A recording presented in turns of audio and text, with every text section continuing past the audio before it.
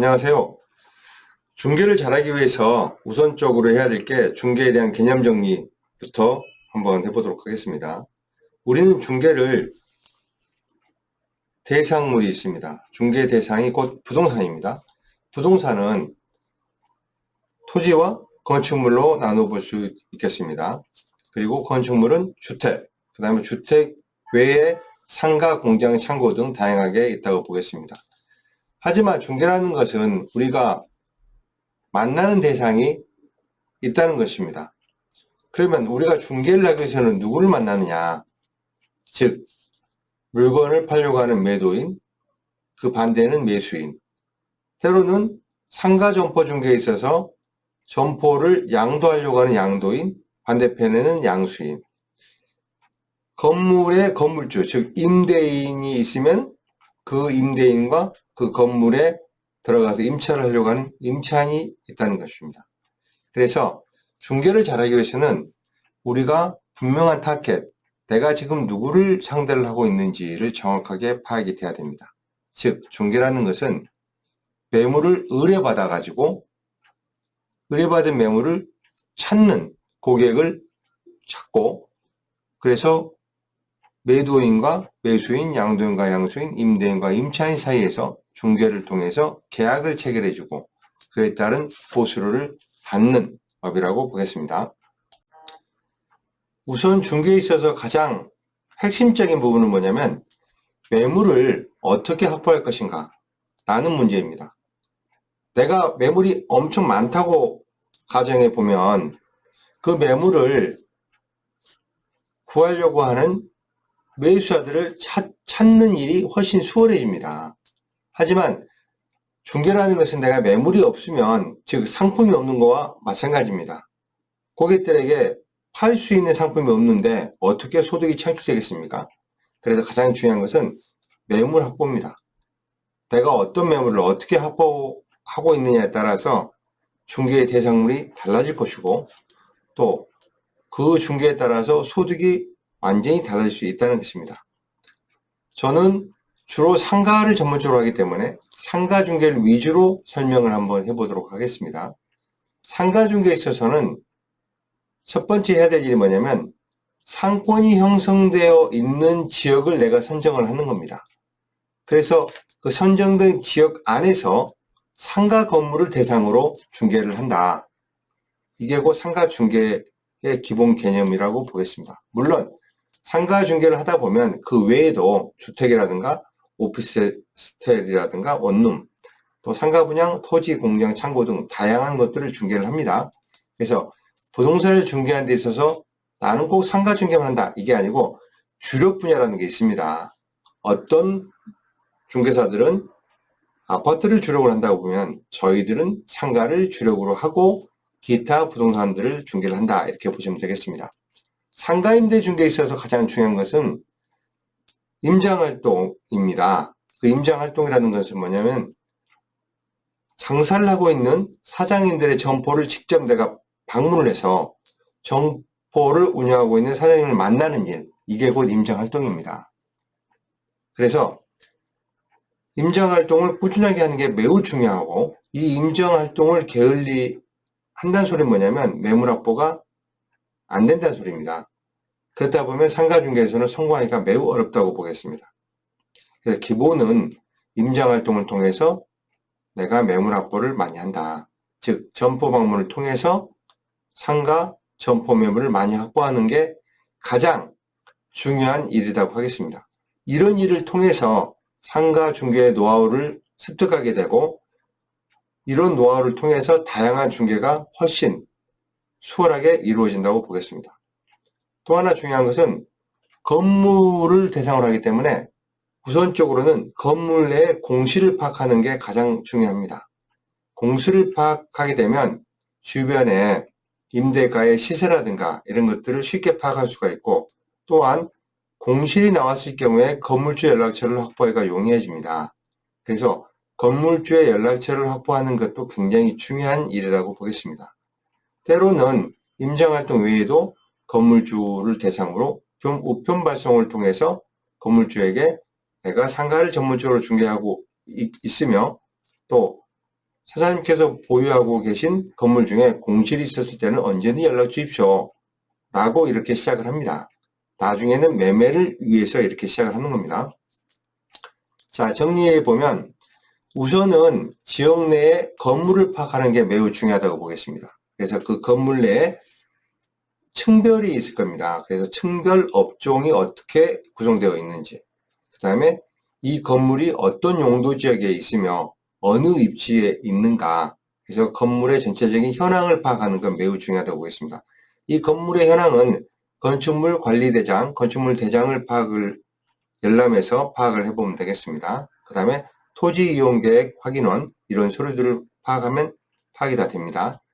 그 다음에 중요한 것은 건물주의 연락처를 확보해 보는 거. 건물주들은 대부분 큰 건물주일수록 또 다른 건물을 갖고 있을 확률이 매우 높다는 사실입니다. 그 다음에 건물 내 임차인의 현황을 파악해 보는 거 굉장히 중요하겠죠. 즉 임차인의 현황을 파악하는 게 우리가 임장활동을 통해서 직접 대면을 하게 됩니다. 그래서 매물 확보를 하는 데 있어서 가장 중요한 게 현수막을 많이 거는 거 굉장히 좋은 방법이라고 하겠습니다. 그 다음에 내가 활동하는 지역에 다니다 보면 신축을 지으려고 하는 그런 토지가 있고 아니면 신축 중인 건물이 있습니다. 이런 것은 적극적으로 내가 파악을 하는 게 좋겠습니다. 그래서 신축 건물의 임차를 먼저 중개를 해보는 거, 이것도 매우 효과적인 방법이라고 하겠습니다. 그 다음에 때로는 상가 분양을 하는 경우가 있습니다. 이럴 때 관심을 갖고 상가 임대만 할 게 아니고 상가 분양에 관심을 가져야 됩니다. 그래야만이 나중에 상가 분양 이후에는 또 임차와 연결이 되기 때문에 그렇습니다. 그 다음에 내가 활동하는 지역에서의 도로가 변화된다든가 도로가 개설된다든가 때로는 큰 건물이 들어온다든가 아니면 전체적으로 도시계획에 어떤 변화가 있다든가 이런 데 항상 관심을 갖는 게 매우 중요하다고 보겠습니다.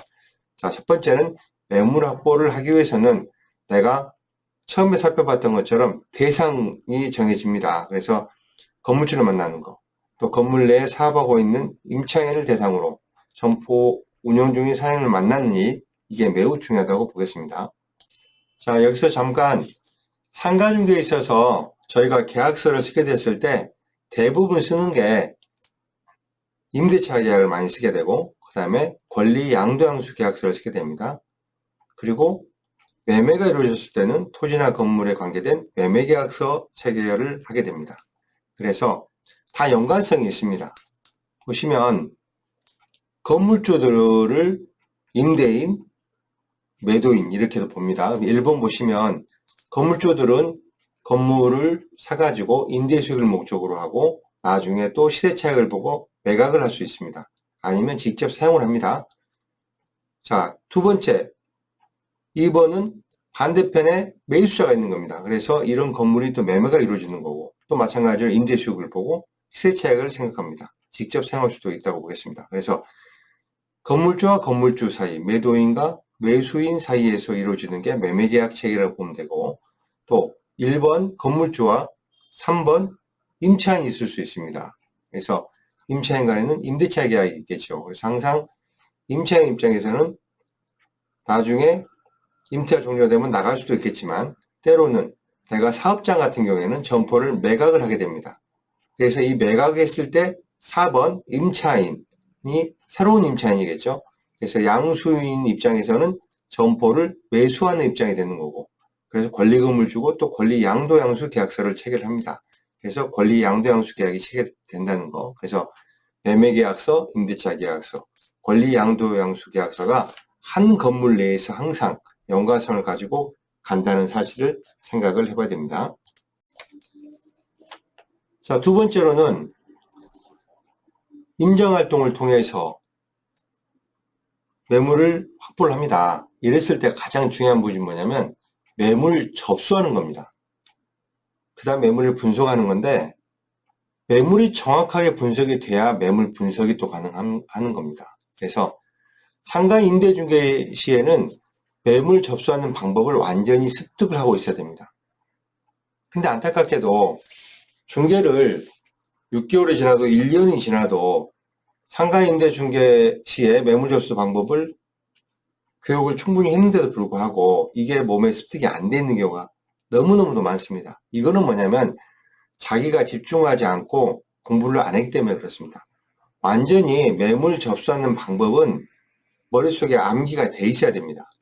그래서 매물 접수하는 노트가 있겠지만 이 노트를 갖고 가지 않아도 완전하게 내가 질문을 아주 자연스럽게 해서 매물 접수할 때 빠지지 않고 꼼꼼하게 체크가 될 수 있어야 됩니다. 그래서 매물에 따라서 조금씩 다를 수 있겠습니다만은 매물 접수하는 방법은 큰 틀에서는 거의 비슷합니다. 그래서 매물 접수 방법은 이 시간에 제가 따로 설명드리지 않고 제가 올려놓은 강의에 충분히 매물 접수 방법이 설명이 되기 때문에 이거는 습득을 해야 됩니다.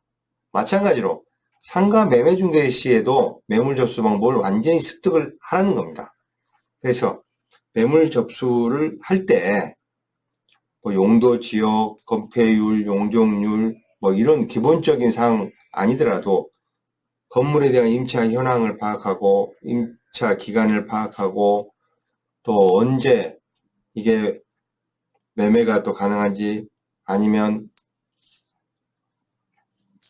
양도소득세는 체크가 되어 있는지 등등의 여러 가지 체크가 될 사항이 많이 있습니다. 그래서 매물 접수 방법을 완전히 습득하라는 거고 마찬가지로 토지 중개에 있어서도 매물 접수 방법을 완전히 습득하라는 거. 그래서 가장 중요한 게 매물을 정확하게 받아야만이 그 다음부터 중개가 이루어지는데 대부분 중개인들은 매물 접수 받을 때 완전하게 받지를 못한다는 거. 이게 가장 안타까운 일입니다. 매물 접수를 완벽하게 받음으로 해서 주변의 임대가 시세, 실거래가 파악, 또 주변의 권리금 이런 것들을 비교해낼 수 있고 또 파악이 가능하다고 보겠습니다. 어쨌든 이거는 여러분들이 완전히 습득이 돼야만이 일이 훨씬 수월해진다는 걸 다시 한번 말씀드립니다. 상가임대에 있어서는 가장 중요한 게 건축물의 용도 파악이 중요하고 또 해당 업종이 가는 여부를 파악하는 게 굉장히 중요합니다. 이거를 다 암기할 게 아니고 업종이 관계된 것은 해당 관할 관청의 담당 부서에 꼭 전화해서 파악을 하고 파악한 다음에 고객들에게 이래 이렇게 파악이 됐습니다라고 고지를 해주시고 직접 파악할 수 있도록 해주시면 되고 나머지 계약 체결 시에 이런 부분들을 특약으로 넣으면 되겠습니다. 그 다음에 무엇보다 중요한 것은 매물 접수 받을 때 양도인이 요구사항이 무엇인지를 꼼꼼하게 체크를 해야 된다는 것이고 이런 부분들이 사전에 체크가 돼 있어야 제가 매수자를 안내할 때 굉장히 많은 도움이 된다고 보겠습니다. 상가 매매 시에는 당연히 소유권 파악을 해야 되고 건물의 임차 현황 또 건물의 하자 문제 그래서 현장 답사는 무조건 해야 됩니다. 그리고 건물 같은 경우에는 현장 답사를 외부에서 보는 게 아니고 지하부터 5층까지 건물이면 지하부터 5층까지 계단을 통해서 엘리베이터를 통해서 다 파악을 해봐야 되고 직접 내부를 또 보셔야 되고 특히 옥상도 올라가 보셔야 되고 또 건물이 어떻게 운영이 됐는지 이런 건물의 어떤 내부 시설뿐만 아니라 건물이 운영되는데 필요한 시설들이 있습니다. 이런 부분들을 좀 꼼꼼하게 파악을 해보는 거. 그 다음에 관리비의 내역 같은 것도 중요하다고 보겠습니다. 그 다음에 토지 중개에 있어서는 인허가 사항을 꼭 파악해보는 건 매우 중요하다고 보겠습니다. 사실 매물 접수와 매물 분석은 다양한 매물을 내가 접수해 보면서 또 비교 분석해보고 그리고 중요한 것 중에 하나가 자료를 만들어 보는 게 매우 중요하다고 보겠습니다. 그래서 자기가 직접 매물 하나에 대해서 정성을 들여서 매물을 만들어 보고 그리고 수익률도 분석해 보고 이런 것들이 매우 중요하다고 보겠습니다. 그래서 매물을 접수하는 방법이 완전히 습득이 돼야 되고 또 매물을 분석하는 데 있어서 권리 분석하는 방법을 정확하게 습득이 돼야만이 원활한 중개가 된다고 보겠습니다. 자, 매물이 확보가 된 상태에서 다음으로 해야 될 일은 매수자를 찾는 일입니다. 매수자와 일하는 방법이죠. 그래서 생각을 해봐야 될 건 뭐냐면 매물 광고를 어떻게 할 것이냐. 매물은 다 임자가 있습니다. 다만 시간이 좀 걸릴 뿐입니다. 어떤 매물들은 금방 거래가 되겠지만은 어떤 매물들은 시간이 오래 걸려서 계약이 됩니다. 하지만 보편적으로는 다 계약으로 이루어질 가능성이 매우 높다는 것입니다.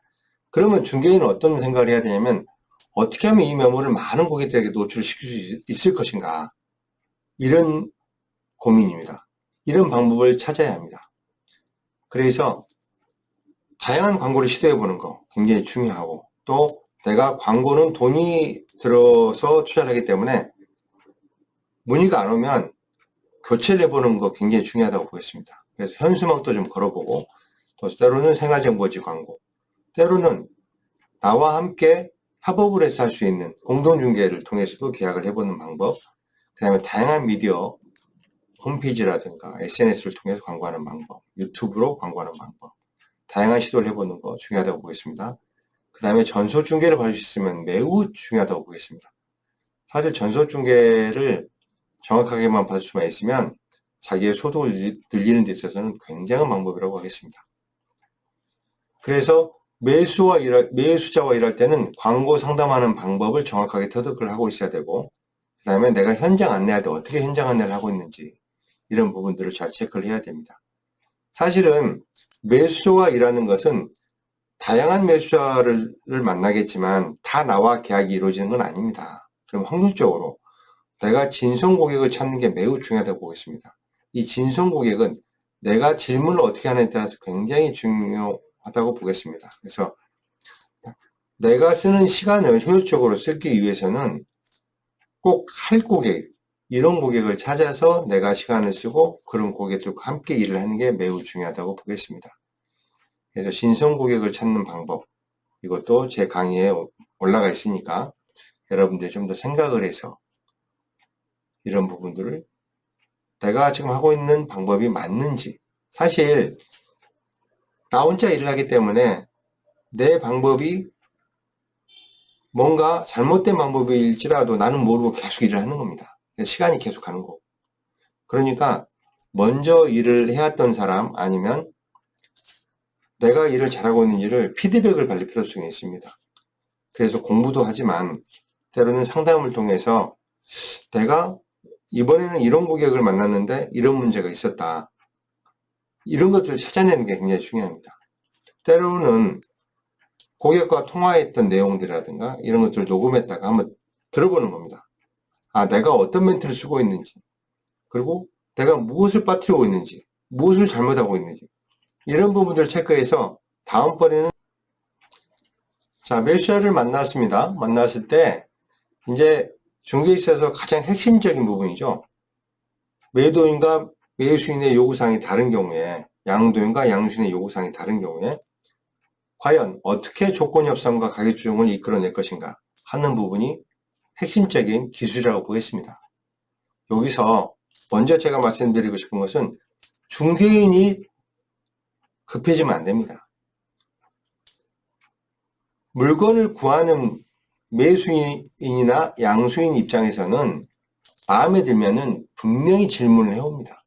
그리고 조건을 맞춰주라, 가격을 조정해주라, 가격이 얼마까지 되겠냐, 이렇게 질문이 들어옵니다. 근데 이거를 못 참고 중개인이 먼저 가격을 말하는 경우가 대부분입니다. 얼마 하면 얼마까지 가능하니까 좀 해봅시다. 아닙니다. 가격을 절대 먼저 말해서는 안 됩니다. 먼저 말하는 순간 중개는 리드가 안 되게 되어 있습니다. 명심하시기 바랍니다. 사람의 심리는 대부분 비슷합니다. 제가 중개를 해보면 대부분 비슷해요. 매도인의 심리, 매수인의 심리가 비슷하기 때문에 중개인이 어떻게 말을 하냐가 굉장히 중요하고, 그래서 내가 잘 생각을 해야 됩니다. 그리고 정보를 전달하거나 가격을 전달할 때는 정확하게 전달하는 습관이 굉장히 중요합니다. 그래서 다시 한번 체크해보고 다시 한번 요구사항들을 체크해서 전달을 하는 게 매우 중요하다고 보겠습니다. 그리고 마지막에 최종적인 정리를 할 때는 계약을 전제로 해서 최종적인 답을 전달해 준다는 게 굉장히 중요하다고 보겠습니다. 가격을 다 맞춰 놨을 경우에 계약이 바로 이루어지지 않고 시간이 늦춰지면 계약은 대부분 안 됩니다. 왜? 고객의 마음이 변하기 때문에 그렇습니다. 중개인은 매도자와 매수자의 요구사항을 제일 잘 알고 있습니다. 왜? 매도자는 매도인의 요구사항, 매수자는 매수자의 요구사항을 각자가 갖고 있는데 중간에 중개인은 양쪽의 요구사항을 내가 듣고 오기 때문에 내가 제일 잘하고 있다고 보시면 되겠습니다. 그래서 중개인이 해야 될 일은 요구사항들을 우선순위를 잘 정리하는 게 매우 중요하다고 보겠습니다. 그 다음에 내가 이 우선순위를 정리해 놓은 걸로 보고 어떻게 일을 할 것인가, 일의 순서를 정하는 게 매우 중요합니다. 힘의 논리가 균형이라는 게 없습니다. 무슨 말이냐면 매도인이 급한 사람이 있고 매수인이 급할 수도 있는 겁니다. 그래서 내가 어떤 순서대로 누구를 상대로 먼저 이야기를 하고 어떤 요구사항을 이끌어낼 것인가, 그리고 어떤 것을 받았으면 어떤 것을 줄 것인가 라는 것을 순서를 잘 정해야 되는 게 매우 중요하다고 보겠습니다. 다시 한번 말씀드리지만 서두르지 말라는 거, 그 다음에 차분하게 일을 진행하는 것이고 최종적으로는 조건 협상을 따로 하고 가격 조정을 따로 하는 게 아니고 마지막에는 조건 협상과 가격 조정이 일괄적으로 타결돼야 된다는 거, 그리고 거기에 저희들이 받을 보수료, 중개 수수료까지도 일괄적으로 타결이 돼야 된다는 것을 다시 한번 말씀드립니다. 조건 협상과 가격 조정은 자기가 좀 기술이 부족하다고 생각되면 절대로 혼자 하지 마시고 먼저 해왔던 좀 노하우가 있는 중개인과 상담을 통해서 코치를 받는 게 매우 중요합니다. 그리고 저희 사무실은 여러분들이 저에게 꼭 전화를 해주시라는 겁니다. 그래서 처음 시작할 때 이런 것들을 반복적으로 하다 보면 충분히 여러 번 하다 보면 자기 혼자서 충분히 해낼 수가 있습니다.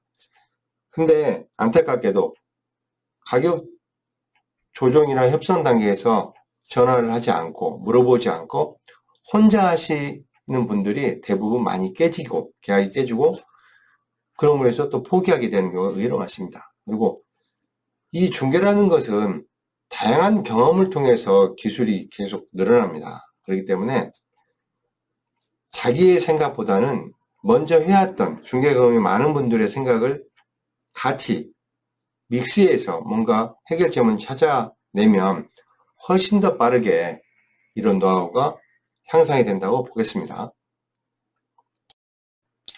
자, 이제 조건이 맞았을 때 이제 계약 체결로 가겠죠. 마무리입니다.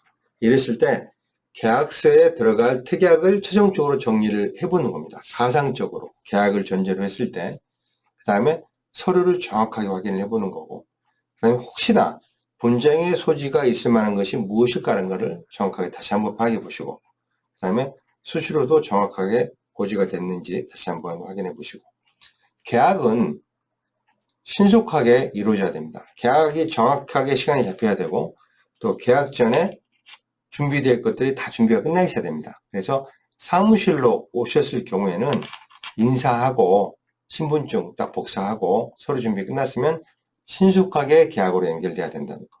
그 다음에 계약은 무엇보다도 안전하게 계약이 체결돼야 된다는 거. 계약이 체결되고 나서 분쟁의 소지가 생기면 상당한 스트레스를 받게 됩니다. 중개인들이요. 그래서 이런 분들을 잘 파악해보는 거. 그 다음에 어쨌든 계약은 만족스러운 계약이 돼야 됩니다. 양쪽이 다. 그러기 위해서는 철저한 준비가 필요하다는 거. 그래서 계약서를 쓰는 대표와 또 이 중개를 도와주는 분들과의 협업이 또 굉장히 중요하다고 보겠습니다. 계약은 어떤 매물을 계약하느냐에 따라서 우리의 소득이 매우 달라집니다. 그래서 이런 다양한 경험을 통해서, 계약의 경험을 통해서 내가 앞으로 어떤 일을 할 것인가 라는 것을 좀 더 명확하게 찾아낼 수가 있습니다. 그리고 계약을 할 때는 대부분 초조해지겠죠. 하지만 너무 초조해하지 말라는 겁니다. 계약은 억지로 될 수는 없습니다. 그래서 이번이 아니면 또 다음번에 더 잘해서 다른 계약으로 할 수도 있는 겁니다. 그래서 계약을 하는 데 있어서 심리적으로 내가 뭔가 찜찜한 계약, 왠지 좀 뭔가 이상한 계약이라고 생각되면은 계약은 다시 한번 검토를 해야 됩니다. 무조건 계약서에 도장을 찍는 게 중요한 게 아니고 잔금까지 치러야 되고 안전한 계약이 돼야 됩니다. 그래서 가계약금을 보통 넣는 경우가 있는데 무작정 가계약금을 받는 것은 좋은 현상이 아닙니다. 가계약금 넣어놓고 미처 내가 생각하지 못했던 분쟁이 나올 확률이 매우 높습니다. 그래서 될 수 있는 한 계약은 계약서 체결로 바로 가고 도장을 찍는 게 더욱더 중요하다고 보겠습니다. 이상 계약에 있어서 전반적으로 한번 살펴보았습니다. 여러분들이 반복해서 좀 들어보시고 내가 부족한 부분이 무엇인지를 좀 이렇게 체크했다가 그 부족한 부분들에 집중적으로 또 공부를 하고 자기가 훨씬 더 실력이 향상된 중개인이 됐으면 좋겠습니다. 감사합니다.